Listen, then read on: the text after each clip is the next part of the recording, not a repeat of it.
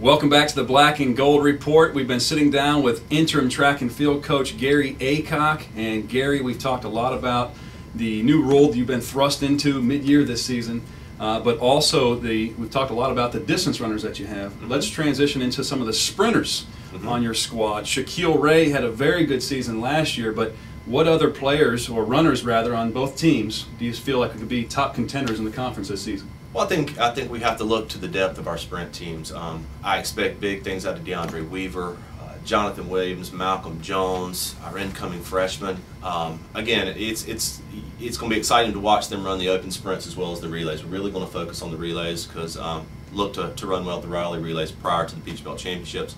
On the women's side, we have Genevieve Perez, we have Taliqua Medley. Livia will be transitioning over from distance to run 400 hurdles in the open 4. So again, you know, anything can happen leading into the Peach Belt Championships. We just hope to run well in these meets leading up to that big day. You had some turnover on the men's side. AJ Davis graduated. I know he was a really good thrower for you guys last season. How do you expect your throwing and jumping events to stack up as far as competitiveness with other schools? Well, the first thing I did when I took over the program, I tried to identify our weaknesses. And some of the weaknesses, we didn't have event-specific coaches to work with our athletes. So with AJ in the graduate school here at UNCP, I went out and found him and asked him would he be willing to come and help out with our throwers. For our jumpers, I was in contact with a young man that is teaching physical education in Hope County, who was a graduate of Hillsdale College in Michigan, who was a successful jumper with them. So I brought him on board as an assistant coach to help with our jumpers. Again, trying to identify those athletes that can cross over from the sprints to the jumps, and with AJ working with the men's and women's throwing team, it's going to really prove successful towards the end of the season. So it's neat to see AJ Davis go from a runner, or a thrower rather, into the coaching role. That's pretty cool. Right. I think that speaks volume to what we have going on with track and field and cross country here at UNCP. We have assistant coach Kevin Clancy, who's been doing a tremendous job working with the mid-distance athletes, who just graduated last December and was brought upon as an assistant cross-country coach and now an assistant track coach. Again, had a great career, was an exceptional student. Now he's a mentor as in the capacity of assistant coach with the mid-distance runners on the team, and I'm excited about his help, as well as Bruce Strickland, a graduate assistant who'll be working with the sprinters. He's done a tremendous job. They can readily identify with Bruce because he's been helping with the sprinters the past 2 and 3 seasons. So, and plus he's along with UNCP, so it always helps to have hometown folk around. Absolutely, that's exciting.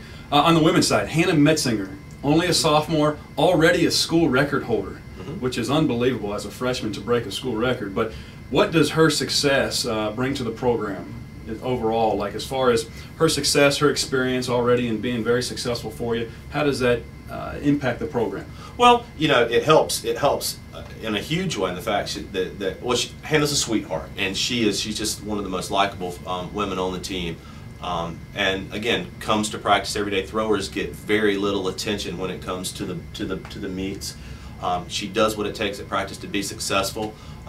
We had a female thrower, prospective student athlete, come to visit this past week and met with Hannah, watched her practice, and 3 days later we had a commitment from that young lady. So definitely having some very young athletes that have been successful in their freshman, sophomore years, you know, showing that, hey, we're moving forward with a successful throws program is really helping with recruiting. So she's a good recruiter for you too. That's absolutely great. Absolutely. A lot of new faces on both teams this year. Overall, what has impressed you so far in the preseason?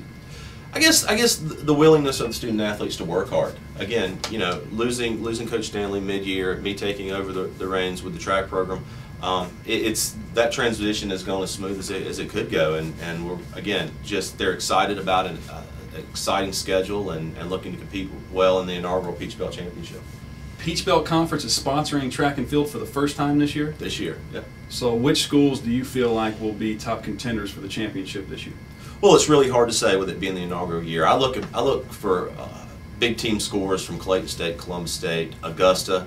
You know, the schools that we've brought in, Shorter, Nova Southeastern. It's really hard to say who are going to be the dominant teams at this point, but I expect it to be a very competitive, fierce competition come April. So we only have about 30 seconds left, but as far as your transition, how have you made it go so smooth from just getting the job a couple of months ago? Well, I have good assistant coaches and athletes willing to work, and that's been, you know, instrumental in that transition and getting the season off to a good start. That's outstanding. Any final thoughts? Go Braves. That's what I like to hear. Coach Gary Aycock, the head cross country coach, and just thrust into the new role as interim track and field coach. Gary, thanks for joining us. Thank you. We have Coach Melanson, head softball coach, previewing the upcoming season right after this.